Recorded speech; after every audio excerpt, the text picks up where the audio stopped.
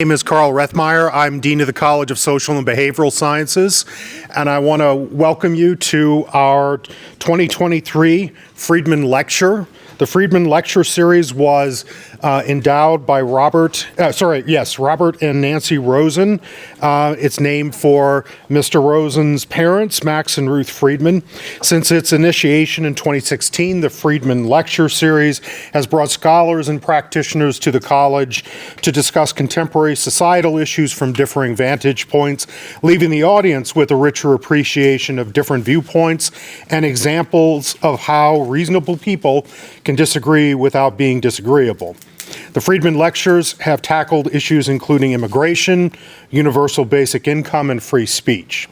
We are extremely pleased to have with us today Professor Ilana Redstone. Professor Redstone is a professor of sociology at the University of Illinois Urbana-Champaign and a founding faculty member at the University of Austin. She is a professor, a writer, and an academic entrepreneur. And to quote from her bio, "My focus is on understanding and addressing the way certainty drives our tendency to judge harshly, demonize, and dismiss people who disagree. We often think of this as a problem of political polarization, a lack of civil discourse, or a lack of viewpoint diversity, where those are actually the downstream effects of a fundamental problem in how we think."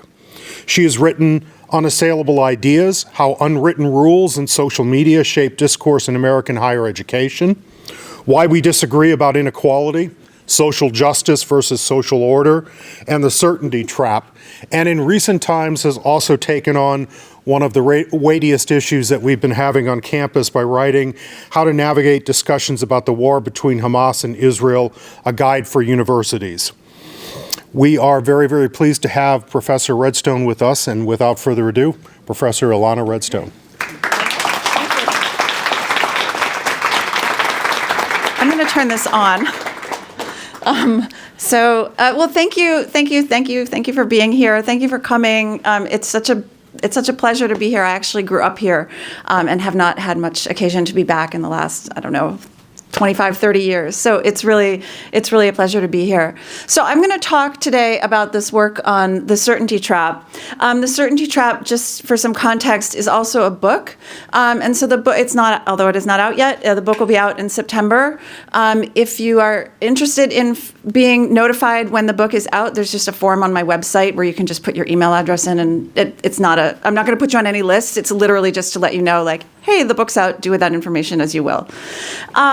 The first part of this talk, I'm going to sort of spend setting up a little bit the relationship between certainty and democracy. And then the second part of the talk, I'm going to talk more directly about the certainty trap work. I'm going to ask, probably, I don't usually like to do this, but probably it makes sense to hold questions until the end, just because you might ask a question about something that I'm about to get to in the next slide, and then we can all get to the same place. But I do want to leave lots of time for questions and discussion and disagreement and dissension and everything else. All right, so let's get started. So what we're going to talk about, the way that I think about this, and you are, as with everything, free to disagree. I think about it more as I'm going to describe a bit of how a puzzle fits together rather than necessarily a theory. You can choose to ignore that puzzle, but that's sort of how I think about this work. I'm going to start by telling you a little bit of background, just sort of on how I come to this, because it's not really where I started my academic career, which was in much more traditional writing peer-reviewed papers and analyzing data and writing and doing academic-facing work. I didn't really have a public-facing side to my work for a long time. But this is just some background. I don't know if people can read the captions under it. That's more for my memory than anything else. First of all, I can tell you that 25 years ago, it was when I was trying to find pictures of myself with nobody else in them, it was really hard because this was the middle of the 1990s. And so anyway, I was fortunate enough to have the opportunity to do a lot of traveling when I was younger, which I think does inform some of the work that I do now. This is just different, a smattering of pictures. One of the most influential experiences, I think, and there are two pictures from that on the top left and the top right. I was a Peace Corps volunteer in the late 90s in Togo. And the reason that I mention that is because I had sort of long been interested in issues around sort of moral and ethical complexity. And one of the things that will accelerate that for a lot of people is the Peace Corps. So the Peace Corps, people have all kinds of experiences, obviously, in the Peace Corps, but one of them is you certainly have a lot of time to think. And it will raise a lot of interesting questions for you much of the time. So, for example, are we propping up a corrupt government? Are we fostering dependency? Am I a worse person or a better person if I stay and finish my service? I finished my service, so I don't know, you can decide. But the background, I think, and the other lesson that I took away from the traveling really, is that the world is full of people who are really just doing the best they can. I don't mean absolute. I'm not speaking in absolutes. I don't mean not without exception. But the world is full of people doing the best they can. And so this ties to our political conversation because that applies just as well to people with whom you disagree about whatever the most heated topic is. And so that's sort of a starting place for me. And yet, it's very easy, as I'm sure you all know, to dismiss, demonize, and sort of be done, particularly when we're talking about the most heated, the most controversial topics that we face. So these would be, as probably many of you know, these would be issues that touch questions of racism, inequality, intent, harm, freedom, democracy. I'm sure the list goes longer, but all of these things. And so we tell ourselves and we tell other people that if you care about what's right, the choice is clear. And the people who disagree are either hateful, ignorant, willfully stupid, or some combination of all of these things. And we feel pretty good about ourselves and we feel done. And so this is the problem of certainty that we're going to talk about. Just a couple of brief notes. What this talk is and what it isn't. It is not a plea for everyone to just get along or to hug it out. I am not the hug it out person. It is, I think of it more as a call to action in the sense to leave certainty behind, which means committing to questioning and clarifying your own thinking. It's not about what you're going to tell other people to do, although hopefully you can model it for them. So let's start with how certainty threatens democracy. So democracy needs us to be able to live with disagreement. Right? This is sort of a foundational premise of democracy that in a pluralistic society, you have to be able to live with disagreement. Living with disagreement requires a level of social trust. Right? Why would I live with disagreement if I think that you're trying to, if you present to me as an existential threat, right? Then I have every incentive to defend myself. Right? So this requires social trust. Social trust is obviously a two-way street, which we'll talk about. Social trust is incompatible with contempt. I'm not saying something new here. I'm sure that mental health practitioners have been saying this for generations, right? That trust in general is incompatible with contempt. Contempt, which is what drives this need to sort of, what we said before, demonize, dismiss, judge, and sort of stop the conversation, is fueled by certainty. And so where I'm trying to come in at this problem and sort of thinking about the certainty trap is really addressing this problem at its root. There are people who will sort of observe this pattern and spend more time kind of out here.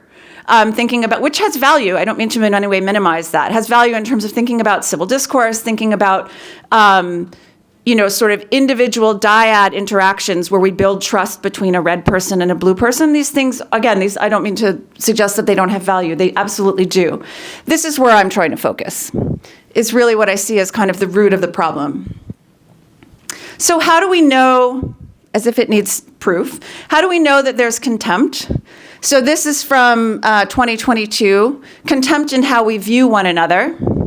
So this is just a survey from the Pew Research Center that talks about, so the red is Republicans say Democrats are more, the blue is, red is Republicans say Democrats are more, blue is Democrats say Republicans are more, and the headline is majorities in both parties view members of the other party as more immoral, dishonest, and closed-minded than other Americans.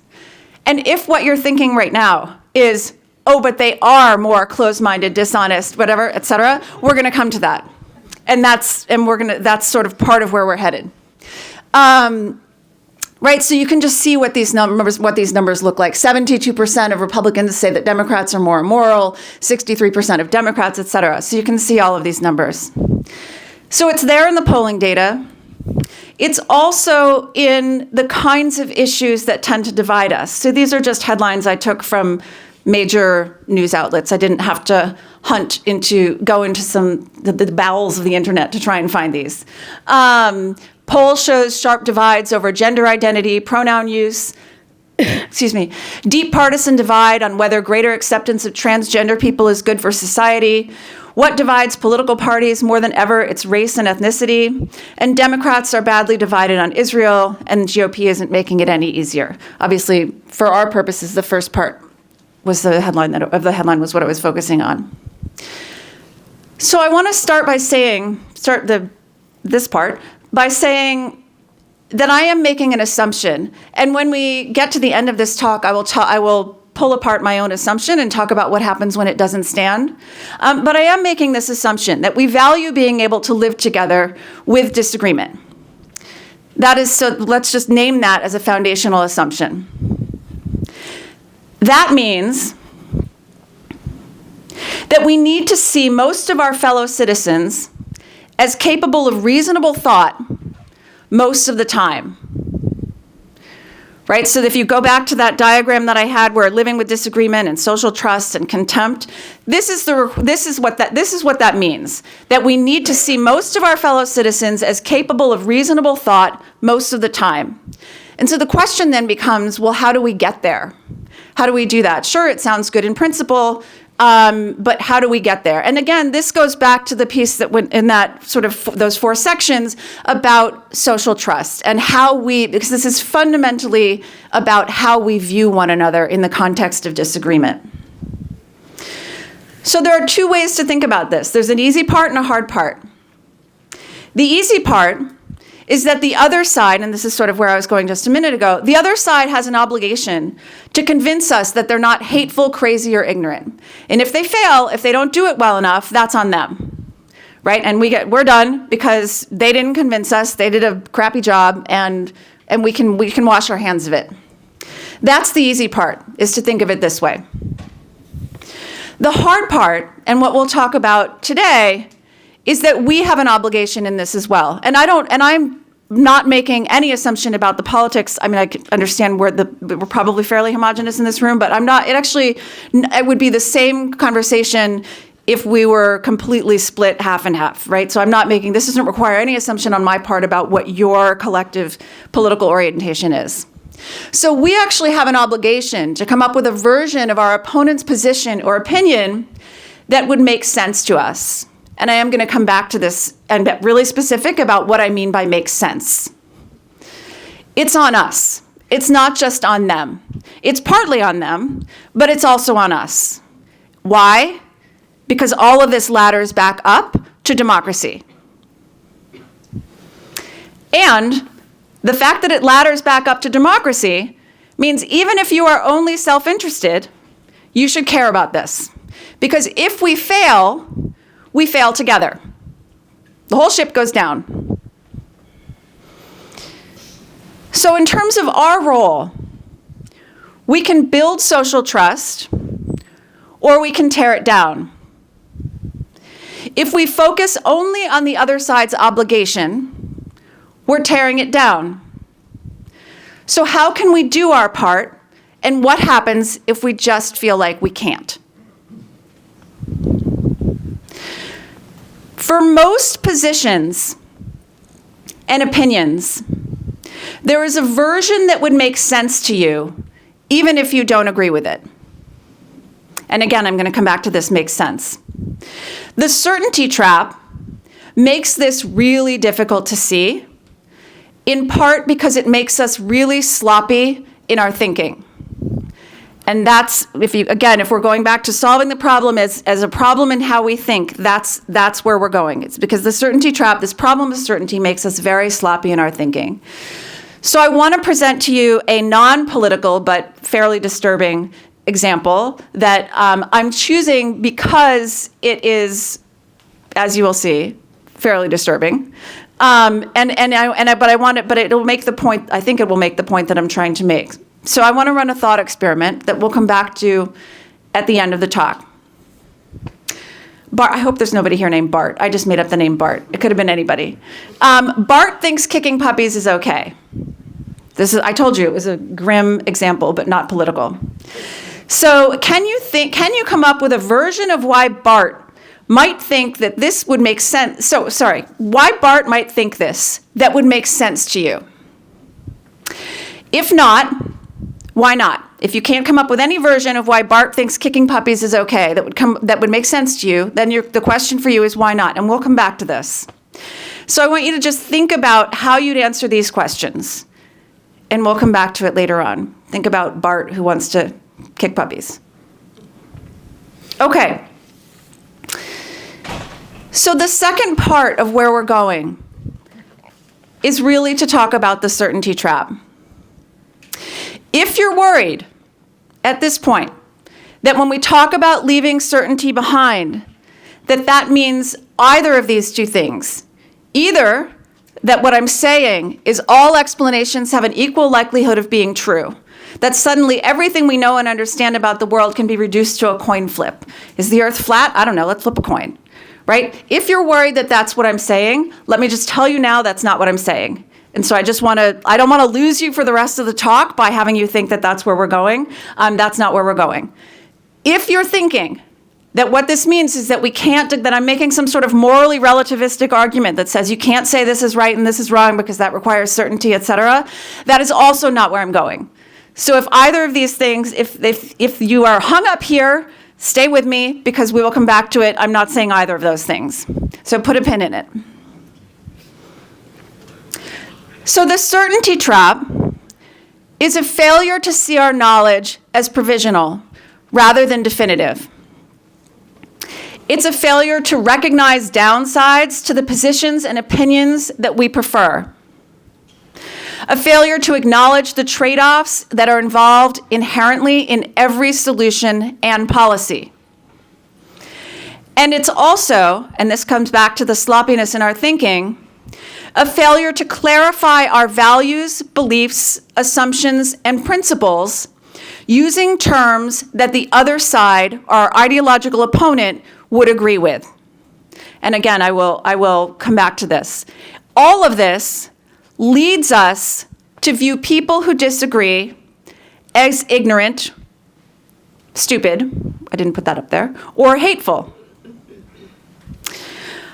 I want to point out, because this can get, and I'm happy to, if people have questions and want to go in this direction, but it's not of interest to everybody, it can get very philosophical very quickly in terms of epistemologically, how we think about knowledge and what do we know. We can go down that road, but I'm not gonna necessarily take us there as a group. I will say that not all certainty is a trap. What I'm solving for in this work and what I'm focusing on is the certainty that drives the contempt on political issues. Because there are lots of things that we treat as certain and given that it doesn't matter. It's fine. There's some probability that, so for example, every time I walk into my house at home, is there some chance that someone swapped out my cat for a doppelganger? Sure. Could I tell you that the probability is not zero? No. I couldn't tell you the probability is not zero. I'm pretty good with it. Like I'm good. I don't need to worry about it, right? So I'm not saying that all certainty, everything that we treat as certain, is somehow something that we have to be wandering around through our lives every day, questioning everything all the time. What I am saying, so we treat lots of things as certain, and there are a few notable consequences. The trap is when it leads to contempt for people who disagree, and again, how that feeds back to democracy. So the certainty trap starts with the settled question fallacy. These are, if you go outside of this room and you ask people, like, what is the certainty trap and what is the settled question fallacy, and I'm going to talk about 2 other fallacies as well, nobody will except for my students, will understand what you're talking about, because these are names that I've made up. So consider yourself on the maiden voyage here. So this is where our inability and unwillingness to consider our knowledge is provisional rather than definitive, to see, this is what I said before, see the downsides of our preference in candidate policy or position, and be clear about our assumptions, values, and beliefs. This is where it begins, is with this settled question fallacy. This can lead to the fallacy of equal knowledge. So the fallacy of equal knowledge, so we treat something as given. And just to give an example, that could be something, it could be something like, it could be about the relationship between gender and biology. It could be about the causes of inequality. It could be about the right immigration policy. We could treat any and all of these things as settled, right? And just not see that they have, sorry, just to go back, not see that they have downsides, not be clear about our assumptions, etc. The fallacy of equal knowledge, once we treat something as given, so then what happens?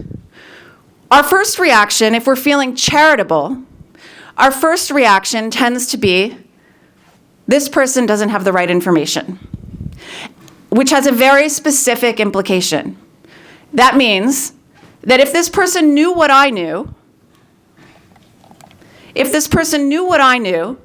they would have the same opinion. So what I'm going to do is I'm going to give them the information that I have, and then they're going to agree with me.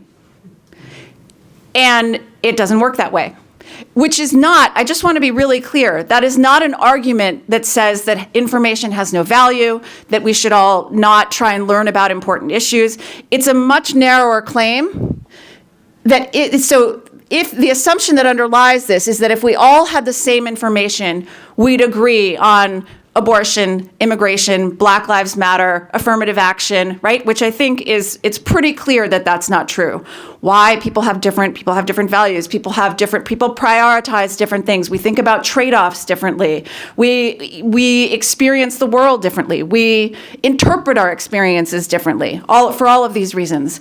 And so but this assumption, this fallacy, actually underpins an enormous amount of training programs, of work, and it's an assumption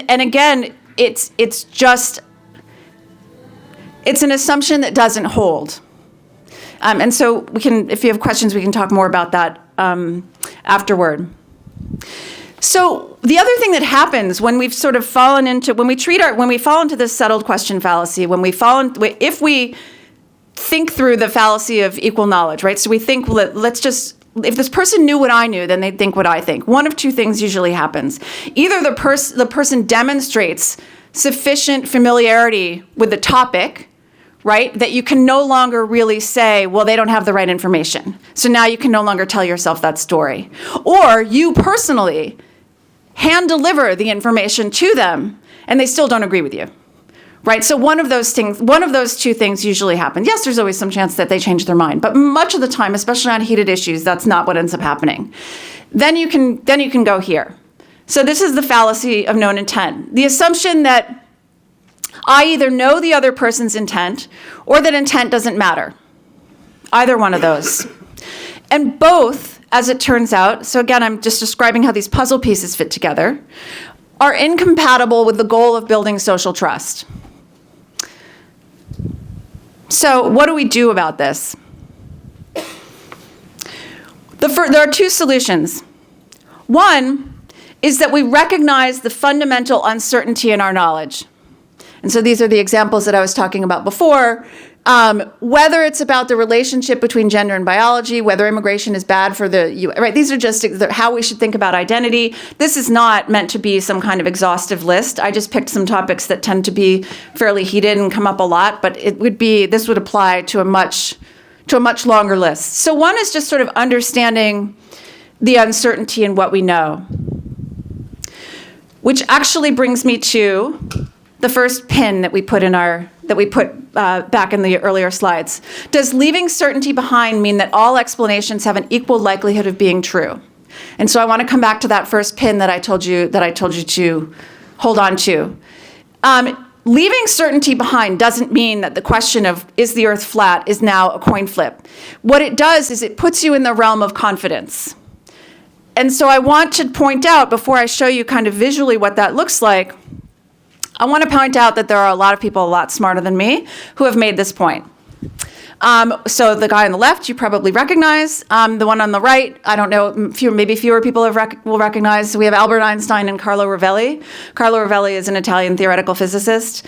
So Einstein, where Einstein says, as far as the laws of mathematics refer to reality, they are not certain. And as far as they are certain, they do not refer to reality. And then Carlo Rovelli said, this was actually in an email exchange, I was thrilled that he even responded to me, between certainty and chaos, there's a huge space. That's where humans need to conduct their business. So Rovelli actually writes, he does interesting work on quantum physics, but really for lay people, so for non-physicists. So it's interesting stuff if you are interested in it. Okay, so what does confidence look like? This is what it looks like. We can be at any point on this spectrum, but not at the 0 or the 1. It's almost like if we're talking about what it means to leave certainty behind, right? This is why whether the Earth is flat is not a coin flip, because once you're in this space, you can be anywhere on the spectrum, but we're essentially chopping off the 0 or the 1, and we're just going to ignore for the moment that actually creates new endpoints, because that's inconvenient. And so then we could have a question about what moves us in one direction or the other, which gets into questions like what counts as evidence, what counts as proof, where does someone's lived experience move us on here? I'm not in any way suggesting that I have the answer to those questions. I am not, just in general, I'm not the answers person. I'm the questions person. But I would say that should be something that we should talk about, right? Like what moves us in one direction or the other. So I want to give you an example that I think just hopefully makes this a little bit clearer. If you think about, so I've done this with students, not actually done this, but talked through the example. I've said, if I hold my hand over a candle, this is why I haven't actually done this. If I hold my hand over a candle and I'll ask students and I'll say, well, am I going to burn my hand? And then they get, well, how high is your hand? And, whatever, like, do you have a glove on or whatever? No, let's say, like, in an abstract sense, as I'm running that thought experiment, I could actually explain away and sort of just verbally say, no, let's assume that nothing prevents, I'm not wearing a glove, like I'm not, like there's no wind, like I'm just holding my hand over the candle. You can create in a thought experiment something that looks a lot like certainty. You could answer that question with something that looks a lot like certainty. In the world, right, this is sort of going back to these two guys, right? There is always going to be uncertainty, right? So if I were to do that in the world, like, would someone get up and blow out the candle because they think I'm a lunatic? Would someone else get up and like run in with a glass of water? I don't know. The probability is that I'm going to burn my hand is high enough that I don't really feel the need to try it. But that's the difference, right? So that's the difference between the thought experiment and sort of how that would play out.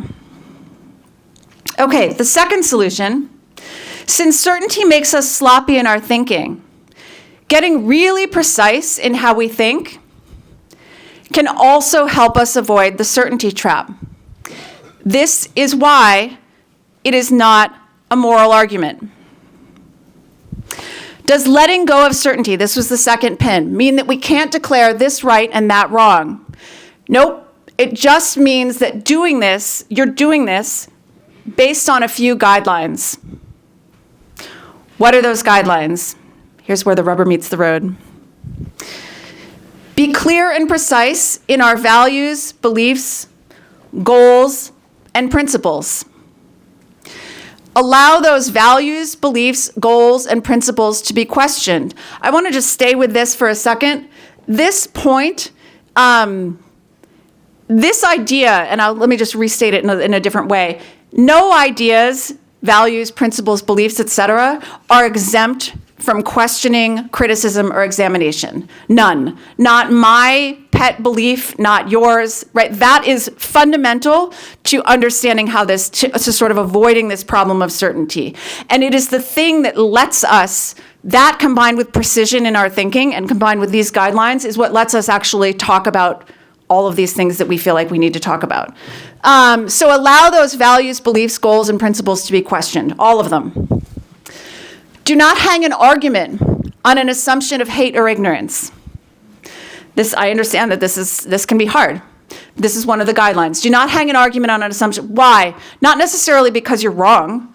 There's nothing in what I'm saying that suggests that you're necessarily wrong, but you don't know that you're right. And 4, use language in a way that the other person would agree with. Use language and terminology in a way that the other person would agree with. So let me give an example. Let's say I'm having, and I'm going to give an example that, at least in this country, is probably politically pretty neutral, but it would apply in lots of other cases. Let's say that I'm having a conversation with somebody who doesn't think that women should be allowed to drive. And let's say that I'm not super excited about this. So how do I want to respond to this person? I could say, well, you're obviously a raging misogynist. But that would be one response, right? And now that conversation is going where exactly, I'm not sure. Probably I'm in some kind of argument with this person about what it means to be a misogynist, or whether they are one, or what's in their soul, or I have no idea. But it's probably not going anywhere useful. Now, I still don't want to agree with this person. I still think that women should be allowed to drive. And so what can I say? So I might say something like this. I might name the principle for me that's being violated in law, I guess we would say, if we're saying women shouldn't be allowed to drive. And it might be something like, I think women should have equal rights under the law, or I think all people should have equal rights under the law.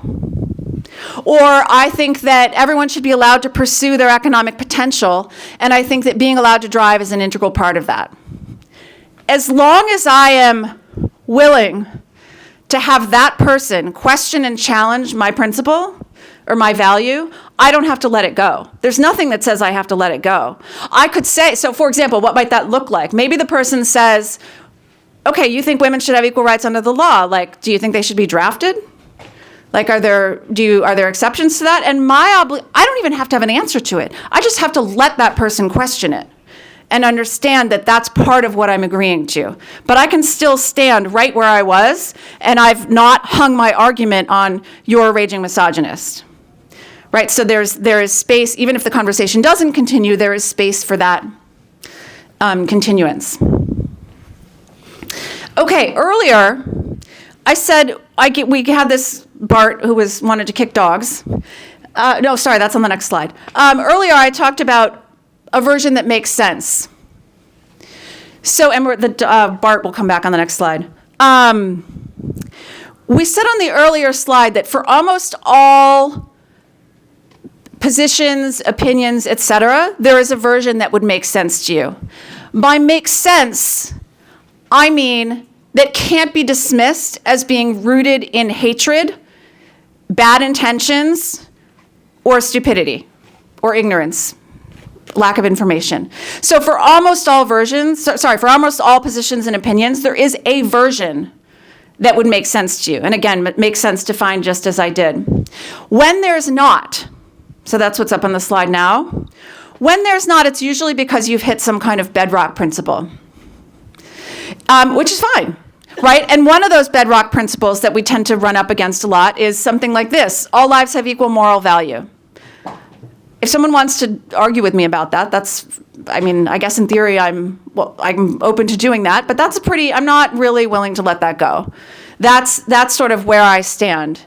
Allowing my principles to be questioned doesn't require letting them go.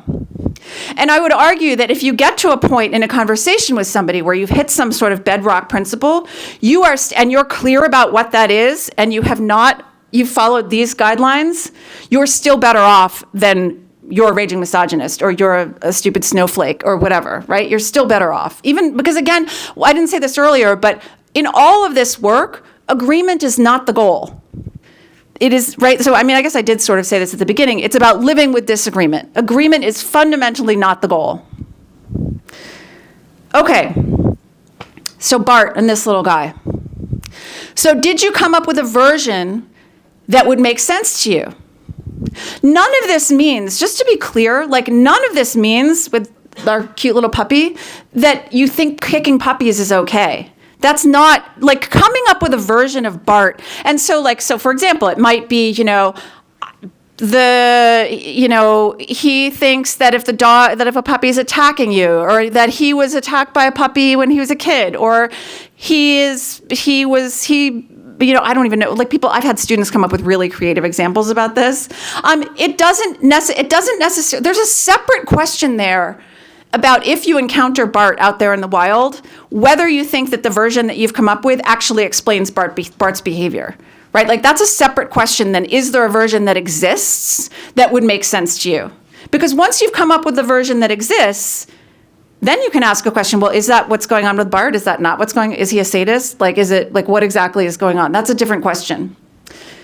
And then the other, right, and if not, why not? So for example, like, if where you stand is there's no version of Bart's position that makes sense to me, well, that's fine. That's actually fine too. Like, so then what is it? Is it something like, I don't think that we should intentionally hurt animals. Okay, well, any philosopher would have a field day with this. Like, where does that, this Peter Singer's work, like, where does that, that's fine. Like, I can still say that, but then the questions someone could, like, okay, well, no, I don't think we should intentionally hurt furry animals. Okay, well, why cute, whatever, like, however you want to think through it, you can, wherever you end up, as long as you're following the guidelines that we talked about, you're following these guidelines, you can end up with, like, that there's no version, but someone else gets to challenge you on it. Okay. Thinking through these things can be hard. Obviously, I wouldn't be here, I wouldn't have anything to write about if that weren't the case.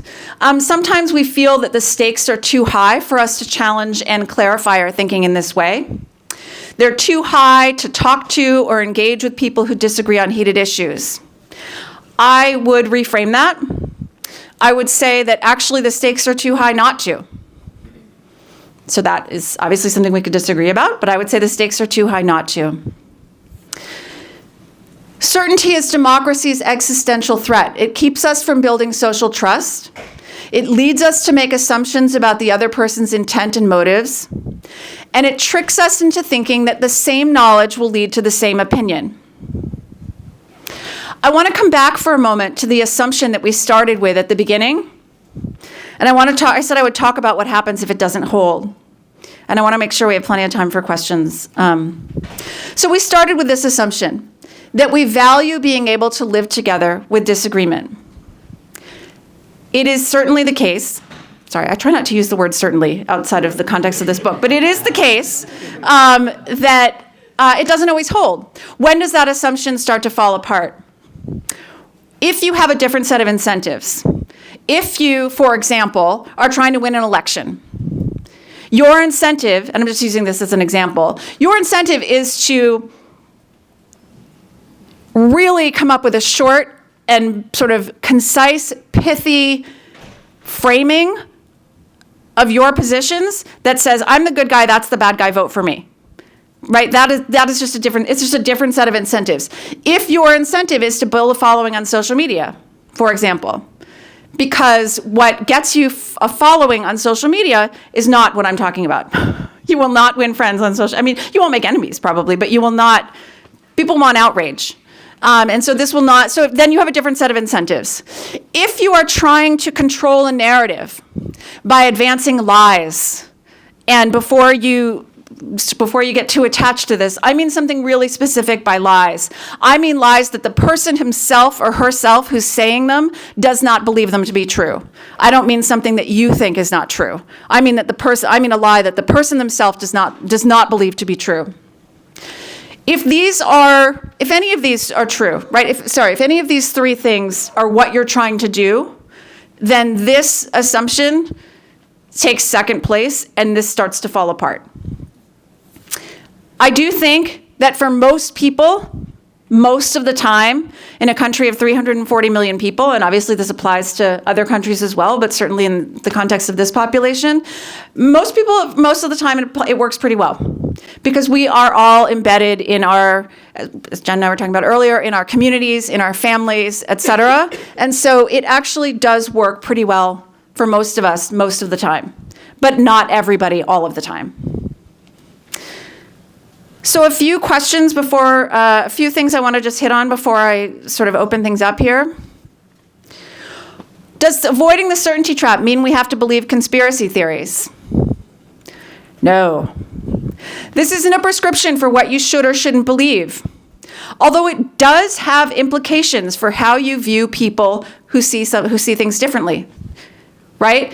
It's not a prescription for what you should or shouldn't believe. Actually, in fact, it has interesting implications for conspiracy theories in the sense that conspiracy theories are really about certainty. Right? And so, but it does have implications for the way we use the term conspiracy theories, right, is often to dismiss, it's often very dismissive. And so if you think in terms of probability, right, if you think back to that range of confidence, you could have a conversation. Where are we on that range of confidence, right? Where are we on, that spectrum of confidence? So it doesn't have any particular implications for what you believe. It does, I would say, raise a much more interesting question, I would argue, which is, why is it in the context of imperfect information, which is what we always have, right? We always have imperfect information. Why would I choose to believe one thing or another? And a lot of times what you'll find that if you follow that thread, a lot of times where that will lead is trust in institutions, which certainty has a whole different set of implications for trust in institutions. And there's an entire chapter in the book on the certainty trap in institutions. But it does have implications for how you would view people who see things differently. Are you both siding slavery? This is another question that I will often get. No, I can tell you I am not both siding slavery. I'm not actually making a moral argument at all. I don't know if that makes you more or less comfortable. I'm making a practical one, if we go back to the puzzle that I put up at the beginning. On some issues, actually, in fact, slavery is an easy one because you hit this principle so quickly, right? And so I can say, well, no, this is where I stand. All lives have equal moral value. I'm standing right here. Right, and I've been clear. I've not hung my argument. I've not violated any of those 4 guidelines that were up there before. So on some issues, you're going to hit whatever that non-negotiable, clearly expressed principle is. And again, you are still better off than hanging your argument on the assumptions about intent, right, motives, et cetera, ignorance. The last one, before we conclude. What about beliefs we don't want to have questioned? There's a student in one of my classes now who, she said a couple weeks ago, she was like, the one thing for her that could not be questioned because she's Muslim is the Israeli-Gaza conflict. She was like, nope, and she was very clear about it. She said it in the class. She was like, I just can't go there. And I was like, okay. We all have things that we just don't want. We just want to take off the table. I don't want to talk to my Holocaust denier neighbor. I don't actually think I have a Holocaust denier neighbor, but I don't want to talk to my Holocaust denier neighbor. That's fine. As long as we realize and understand that the more of us take off the table, the worse off we all are. So what do you want to do with that information, right? So again, at an individual level, what does it mean? It's a little bit like litter, like I'm going to throw this straw wrapper on the ground versus we all take our garbage and sort of just dump it in the street, right? And sort of how it aggregates up. So as long as we sort of bear this in mind, we'll still be better off. It's an election year, to state the obvious. Things are probably only going to get more heated from here. By all means, stand your ground, advocate, lobby, and when your impulse is to demonize or dismiss the other side, remember that you have a choice to make. So I'm going to stop there and open it up for questions. Hopefully you have questions, because usually this, if I'm doing my job well, people will have questions. But this is, for more information about my work is here, and you can know I'm very easy to find. I have a somewhat unusual name, so it makes it very easy. I'm going to stop, and I'm happy to hand the microphone over to pass around for questions, if that's helpful. So thank you.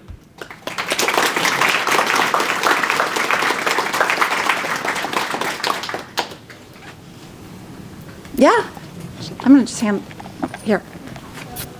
Hi, Alana. Thank you for that talk. Thank you especially for those last FAQs. That was really helpful. My question is about acknowledging power differentials. Like the example that you gave of women shouldn't be allowed to drive. Like, what if that were Black people shouldn't be allowed to vote? And what if you had like a white person and a Black person on both sides of that, and they were both equally certain? I feel like it's the white person's priority, or that should be the primary person to go through those 4 steps and question their certainty, more so than the Black person's obligation to question their certainty. Like, there's like power differentials and dynamics that I think need to be acknowledged. Yeah. Thank you. No, I think that's a fair question. I mean, I guess that when we talk about power, so I totally get what you're saying. And I would say that I think, so a couple of answers. One is, I think that it's not, part of uncertainty is that we don't always know in any particular dyad who has power, right? It's not always clear who has, at least to me, it's not always clear who has power. So that's one thing that I would say. And then the other is that it really does mean that because we don't necessarily know that, and this gets into sort of, I mean, you didn't word it this way, but it gets into sort of ideas about collective guilt and collective responsibility, and what does that mean? It really does mean that you have to view people at an individual level, like, and you have to, we can't say, just to, like, what would be another example, like, to a man, and I say this as a mother of 3 boys, like, you don't get to have an opinion on abortion because you can't have one. Right. Or like to a white person, like, you don't get to have an opinion on Black Lives Matter. Right. Or you don't get to speak. This says you can't actually, and actually this says something more than that. It would say, I would actually back it up and raise the question and say, okay, what are the implications of doing that? This is, and I've done this with students, is to say, what does that mean? Like, if we say we want, part of where I think this stuff starts to break down is that it becomes, we say, and not, again, I don't mean you personally, but like, we say that we want, I see this on my own campus, like, we say that we want this thing over here, which is, academic freedom, or it's viewpoint diversity, or political diversity, or conversations across divides, and then we make decisions that pull us in a different direction. So and it's not that those decisions they don't come from nowhere. Right? But it's recognizing that, okay, well, if you want to pull in that direction, it's going to take you away from this thing over here. So this is, I mean, at some level, this is why this stuff is hard. I don't know if that really kind of answers. It's not an easy answer. I mean, you're asking a question that doesn't have an easy answer, but I think that the short answer is you have to let all people weigh in, and you have to let some of that uncertainty, even in the power differential, come in, which is hard. I mean, there's a reason it's hard. Yeah. Oh, and then I'll go in the back. I just wanted to thank you, first of all, and jump in because I have a related question. But first, I want to say I love everything you've presented. And it is a really difficult topic, grappling with democracy and disagreement and difference. And going at it through epistemic uncertainty is innovative. And so I applaud all of that. But that's exactly where my mind went. Was not just that there's power differentials, but that the power differentials translate to epistemic differentials. So we're not the same. We're probably not equally vulnerable to the certainty trap, depending on our positions in society. And there are positions that are repeatedly questioned and experiences that are challenged. Like, do you have an example in the back of your mind? Yeah, I mean, I'm thinking along the same lines: men, women, black, white, brown. There are, we have a different tendency, and there may be groups, social aggregates, that have actually a certainty deficit, right, as a result of this. Sure. So is it possible that, I understand the need to bear down at an individual level, but at an aggregate level, this could actually produce or reproduce asymmetries. do you have, sorry, when you say reproduce asymmetries at an aggregate level, just can you be a little bit, maybe one step clearer? I am much more, so I think I am much more likely to question my own certainty than others might. And so reflexively, this is going to, so there's a reason that I eat up everything you're saying. It makes total sense to me, whereas others are not going to reflexively question themselves all the time. Right, okay, that makes a lot of sense to me. No, I think I'll sort of say what I said before about sort of focusing, drilling down at the individual level, right? So, but I think part of what you're saying is like, I can't control what the other person's doing. If they want to be, you said it much more nicely than I did, than I'm going to, but like if they want to be, if I'm talking to someone, they want to be a jackass, or like, or they don't want to question their own thinking, I can't control what, at the end of the day, like I can't control what they're doing. That's why I sort of started, and I'm saying that part of this is about like what is our obligation? Like it's true, you're right. You can't, I don't, unless there's some magic trick that I'm not aware of, like I don't know how to make someone else do that. I can tell you that to a certain extent, at least in my experience doing this work, once I explain to people, once people understand the implications of sort of not questioning, challenging, and clarifying our own thinking, there is a subset of people who that will sort of open a door for them. There are clearly some people that fall into a different category, which is what I think kind of what you're saying, which is that they're never going to listen to any of this, right? Like they're not epistemic humility, whatever you want to call it. It's never going to speak to them. And I think that's right. Like, I think there's a good chance that subset of people is fairly small. Like, it's small, perhaps, I guess in my experience, it's fairly small, but there's 339, whatever, 39 million people I haven't never talked to. But, so yeah, I think so sort of yes and to what you're saying. There was one in the back, and then I'll come to you, Jody. Yeah. Did you want to respond to what she's saying? Yeah, kind of. I wanted to Oh, okay. So just a short. Okay. I was just going to say context. Yeah. I was just thinking about context, and then somebody who might be willing to question their own, assumptions in one context might not in a different context. Yeah. Say there's a group of people in the room. Say there's a group of people, like, you're at a football game, you're all cheering for one team versus you're alone. Like, whether you're alone with somebody, it's just a dyad versus a group versus the town you're in, the area of the country you're in. Yeah. These are all contextual factors that affect how willing one might be to engage in intellectual humility or epistemological. The other thing that I would say, just while I'm walking to the back, I know you had your hand up a while ago, is there's a lot of overlap. Sorry, I know I'm off screen. There's a lot of overlap between this work and the ideas around intellectual humility and curiosity. The problem is that, and this actually kind of goes to what you're saying, where I part ways in some ways with that work is that when we rely on kind of the language of intellectual humility and curiosity, we're sort of relying on our own ability to recognize when we lack those things. And it turns out most of us kind of suck at it. And so, which is why what I'm saying is, no, actually the thing that you should pay attention to is that sense of moral outrage, that sense that the answers are easy, that sense that the other that's what you should be paying attention to. Sorry. Thanks. So I guess my question mostly relates to, on the individual level, what we're supposed to do about this. So in the psychology literature, there's evidence that there's characteristics like need for closure, the Dunning-Kruger effect, and in an abstract topic like politics or philosophy, I can imagine when there's an unclear answer, there are maybe incentives psychologically for people to feel like they can come to a conclusion. Like it's more fun to feel like you have a good answer to things. So I guess my question is, like, on a societal level, obviously prescriptively, this is a good paradigm for like asking people to engage in this sort of behavior. But I imagine if you ask people on a survey, like, did you engage in this process? They'd probably be likely to report that they have.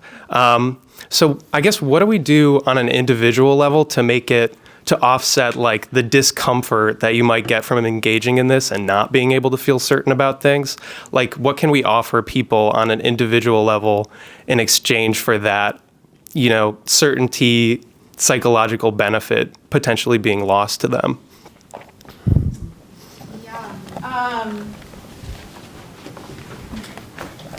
No, I think it's a good question, like sort of, and it's why, I mean, it's why it's hard. Like, it's why having a goal matters. It's why it's, right, so like having something, at some level, like, and this is frankly why I had a really hard time finding a publisher for the book, is because I'm asking people to do something that they don't really want to do for all of the reasons that you just described. We like cognitive closure. We are all subject to confirmation bias, which is one of the ways into the certainty trap. It's not the only one, but it's one of them, right? We don't, cognitive dissonance, we are very uncomfortable with it. Like, right, so for all of these, I don't have an easy answer to that other than to say, yeah, you just kind of laid out the reasons why it's hard. I do think that there are some unexpected. Every once in a while, I'll come across someone who has sort of an unexpected reaction to this work, and it's usually something like the following, which is, it's like, wow, it makes me a lot happier. And so I don't really feel like I fit into the self-help section, but I have gotten that from some people, that it just like takes a load off. I've heard that from a couple of different people, but I would just open up your question and just say, yeah, I think you're raising a good question. Like, I don't have any idea where I was. Yeah. Oh, okay. All right. Sorry. If you want to, because I'm probably missing. Hi, it was enjoyable. One of the things that there's a great agreement on in this country is that the trust in institutions has collapsed in almost every area, whether it's government, universities, churches, etc. So in many ways, what you're trying to do is build social trust, and yet we don't see any evidence that social trust is reversing its decline. Do you have any kind of comment or prescription? Wave the magic wand. No, I think you're totally right. I think it's a great question. Yeah, I mean, it's a social, there's certainly polling data. Oh, actually, that reminds me of something that I was going to say to yours. This question about, if you ask, I'm going to come back to this in a second, but it just reminded me of something. You asked this question, if you asked people if they're going through this process, would they say that they are? 100%. Which is why, actually, I've never really figured out a good way to measure this, because it's very hard to operationalize, because it's sort of like asking people if they care about critical thinking, and everyone's like, right? But what does that even mean anymore? So it's very, very hard to measure. So going to the trust in institutions, you're absolutely right. And I would say, higher education being one of them. Again, I don't mean to exempt my own campus is just as guilty of this as any other. Higher education being one, the media being sort of mainstream media, however you define that, being another, government institutions. My sense, and what's the metaphor? The train left the station, the horse left the barn, or whatever.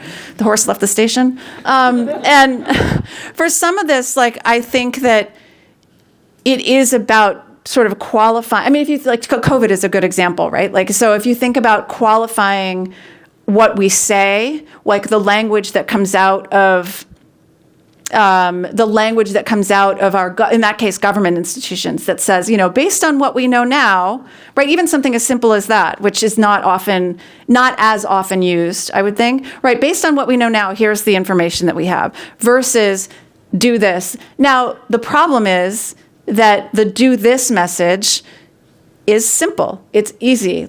It's right. But at the end of the day, I do think it undermines, I think, certainty from I think statements on political, as I think we've seen, one of the things, and Jen, we were talking about this earlier, one of the things, so you're talking about one of the institutions of higher education, with the conflict in the Middle East, right? Which is just, I don't need to tell people here, but it's been an absolute mess in terms of dialogue on campuses across the country, right? And so, and in my view, that is a spectacular own goal.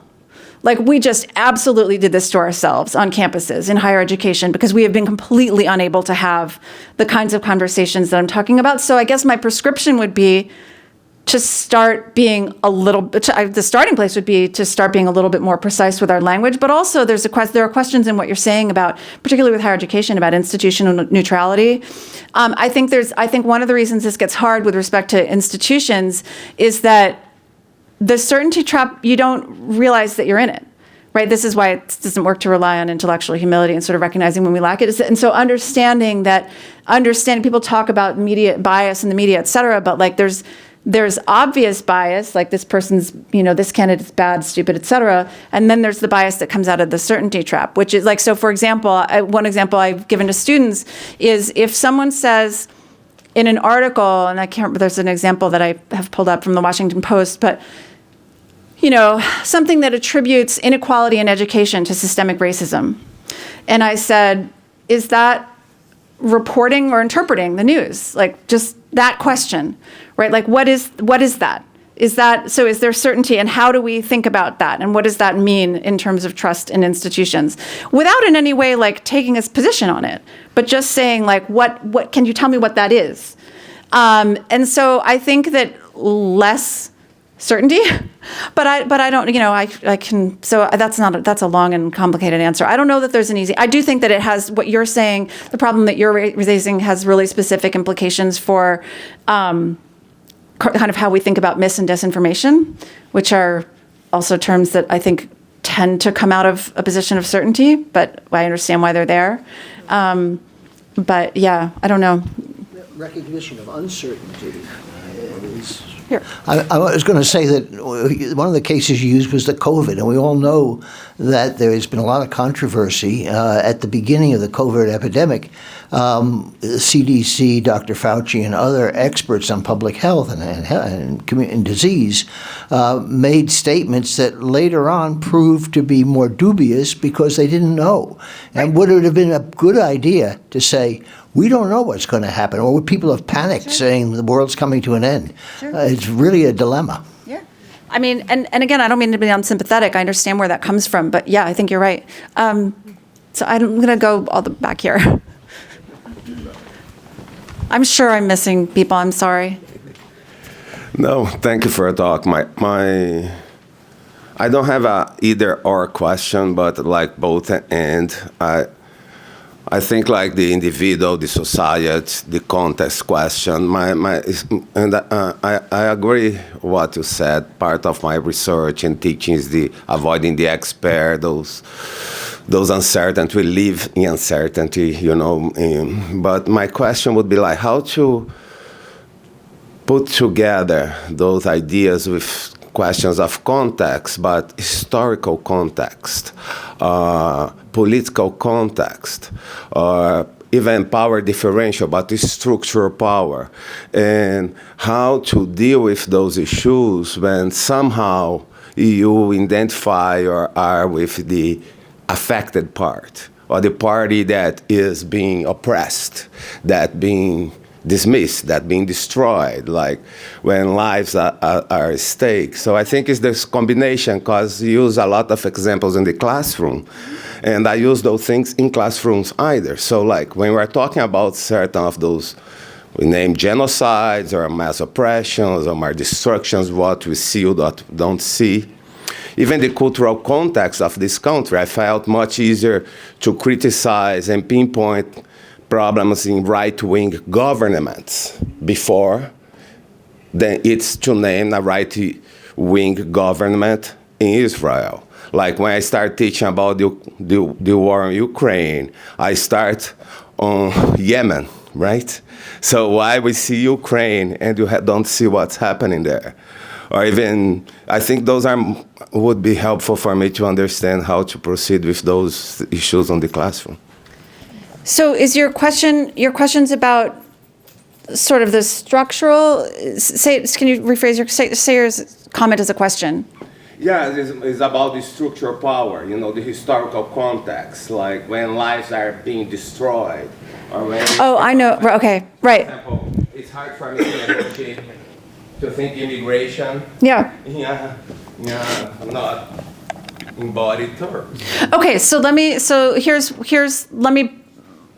come at your question a different way and tell me if this kind of gets at it. There's a quote, and I'm going to not get it right, but there's a quote, a relatively famous quote that is often attributed to James Baldwin, which is, someone in this room probably knows it better than I do, which is something like, we can agree to disagree and love one another as long as our disagreement isn't rooted in in my humanity, in my oppression or my dignity, something. It's a great quote. Like, it's a great quote. And so this is often, a lot of times, people will sometimes say, well, okay, but which is, I think, a version, a little bit of you went into more detail, like your version was more eloquent, but it's a version of what you're saying. And so before I kind of pull at that a little bit, I would just say, look, there's a reason that quote and that sentiment and the sentiment that's behind that quote, right, which is, we can agree to disagree. Again, we can agree to disagree as long as our disagreement isn't, and love one another as long as our disagreement isn't rooted in my oppression or the denial of my dignity or whatever, however it goes. There's power in it, right? Like there's an enormous amount of power in saying, like, look, here is my line, and like I don't want to in any way minimize that. Like it's an extremely empowering thing and we can understand, I think, where it comes from. And so here's where I think that sentiment starts to create a problem for this, right? For this kind of work. One is it sets up, now this is different from what you're saying. I'm talking about that. Now the first comment is really narrowly on that quote. It sets up a binary, right? Either we love one another or we go our separate ways. But the other thing that I would say is this idea, our disagreement is rooted in a denial of my dignity or oppression, et cetera. How do you know if that's the case, right? Like, so how do you know if someone's disagreement is rooted? This gets back to the certainty trap stuff. Like, how do you know if this gets back to sort of what we were saying, is there a version of your ideological opponent's position that would make sense to you? How do you know that whatever the person's opinion is not something that would like what their motivation is not something that would make sense to you, right? And so, and I'll actually make an even stronger statement, which might make some people angry, but we can at least then hash it out. That if this is what you care about, and by this I mean this whole certainty trap, democracy, political polarization, reducing political polarization, changing all the stuff that we've been talking about, if this is what you're trying to optimize for, if this is what you are trying to solve for, the fact of someone's position, and this is a bitter pill for people to swallow, the fact of someone's position cannot be the thing that you use to condemn their character, period. Because once you start to go, it flies in the face of all of this. And actually, sometimes people will say, well, what about the most odious, hateful, positions? Those are actually the easy ones. Remember the slavery thing? I can say very clearly, what's being violated for me. But once you go down that road, there really is nowhere to draw the line, right? So relying on that disagreement, hanging that disagreement on what is the thing that is being violated for me, expressed in terms that the other person would understand. So if you go back to the, and again, I'm gonna make a silly example here, but the women can't drive example, let's say I didn't call the other person a raging misogynist. Let's say I just said, well, you're evil, right? And I'm just, again, that word's sort of overused, but you're evil. Well, now I've violated. If I can just go back for a second. I've violated, used language in a way that the other person would agree with. I don't get to just say, well, you're evil, and I'm done. Right, and so coming back, but I understand where the sentiment comes from. What you're talking about, the James Baldwin quote, but it does sort of come back to these assumptions that we make. Thank you. So do you want me to run? Oh, yes, because I feel like I'll look in one direction. I don't know. I'm not being very egalitarian about it. It's hard in this context. Yeah. It's. Thank you for that. I'm finding this very useful at the personal level, since I'm someone who often thinks I'm right and the people I'm arguing with are wrong, even though I've had exactly the same position as them a few years ago, and I was equally convinced then. So my question is actually a flip of the young person in the back there. So I get this at the individual level, sort of socially. This is when you say that democracy, we're okay with disagreement. What happens when we are not okay with disagreement? So for the example you used is with slavery. So let's say that we were living at that time and we were still calling it a democracy. I'm fine with not saying someone is evil, but I would still fight a war with them. and I would want to win, pretty much at any cost. And so then the question is, what is that space between the individual acknowledgement that the other person might be completely, intelligible in their views, but that democracy is not actually something that I want to continue existing. That democracy should be destroyed. So, how do we get out of that? And while I have the microphone, I just want to interject and let you know that perhaps because it is April Fool's Day, catering made a mistake and didn't realize that we needed food. However, they're scrounging together a lot of things that will be here at 1 o'clock. So stick around and eat those heterogeneous things that arrive. Just imagine like scraps from the cafeteria like being dumped into a bucket. Yeah, I mean, oh gosh, there's a lot in what you said. Let's see. So one thought is, part of this work, I think that part of the reason that I think this work matters is because at the end of the day, sort of going to what you're talking about, human beings have two ways of resolving conflict. I mean, we have words and we have violence, and that's pretty much it.